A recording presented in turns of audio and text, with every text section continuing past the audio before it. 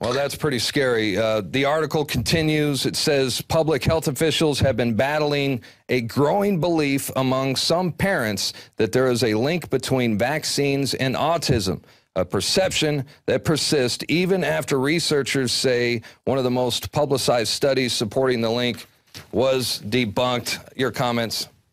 Yeah, well, Dr. Wakefield is who they're referring to there, and I personally know him, and he's a great guy. And he's been on our show several times, by the way. You probably know that as well. Absolutely. He's been on my show as well. And I'm going to tell you what's amazing is they tell the people that it's been debunked because the powers that be and the pharmaceutical industry has told them it's been debunked. Meanwhile, over 25 different studies have replicated his findings. How is that debunked? It's absolute propaganda. It's total lies, which makes these people criminals. And it's junk science. It's pseudoscience, there's no doubt, but yet we're the conspiracy theorists. That's right. Well, speaking of conspiracy theorist, there is now you sent us this one. This is from Jezebel.com. It's a celebrity, sex, fashion for women type of website. But I read this and oh my God, I was so angry after reading this. The title is called Getting Measles Trendy Among Babies Whose Asshole Parents Didn't Vaccinate Them. And let me just read a little bit of this. Are you a baby? Did your parents make the jerky decision not to vaccinate you? Well then, you are in for some fevery, itchy, rash-tastic fun because measles are back.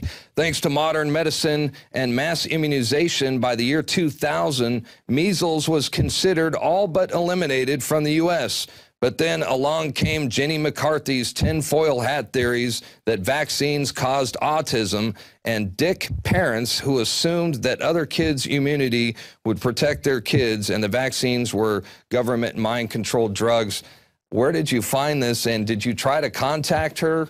Tell us about this article. Oh, yeah, I tried to contact Erin Gloria Ryan, and I even tried to post on her story. I tried to just try to tell her the truth and tell people what a jerk she was and what a you-know-what she was, the way from the title of the article, and she wouldn't even post the comment on her article. If you notice on the post, they're all positive. She's going through all the negative articles, which I told all my listeners to contact as well. None of the posts have been posted on this article. You know, I tried to post something myself, and it was rejected. So, yeah, absolutely. Yeah.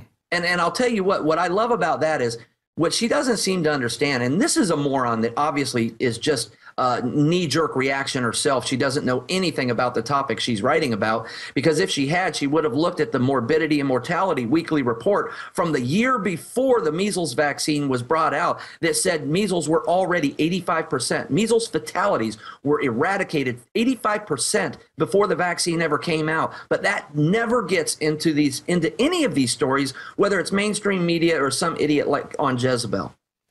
Well, and doctors are being trained, and they're told to sell the vaccines. But now people are starting to become more and more aware of the dangers, thanks to people like you. And, you know, I always feel that, you know, when something bad happens to me, a lot of times it's a blessing in disguise. And I think, you know, we could look at what happened with your son. You know, obviously that was a very traumatic experience, but look what good came from it. Through that trauma and through that experience, you're able to investigate, learn all that you have up to this point about the dangers of vaccinations. You're educating everyone else. And you and your son, you guys are actually stopping and preventing other parents from making the same mistake. You're also helping reverse the side effects that may have already taken place. So I commend you for what you're doing. We're almost out of time, but briefly I want you to go over in closing what your next, you know, what's next on your agenda. Tell us a little bit about your radio show on the Natural News Network and what's next for Curt Linderman Sr.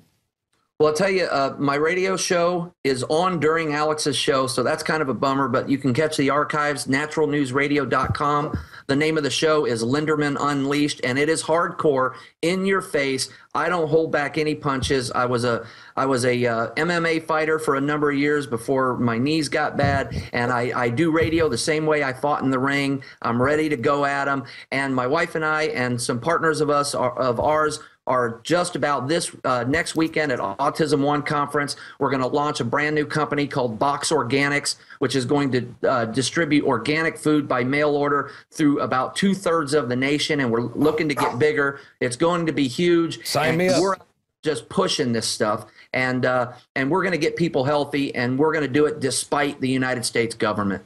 That's right. All of us work together, and you know, count me in on that. I'll definitely sign up for that.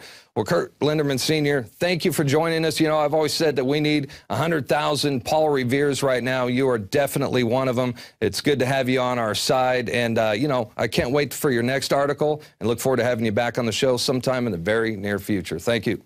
Thank you, man.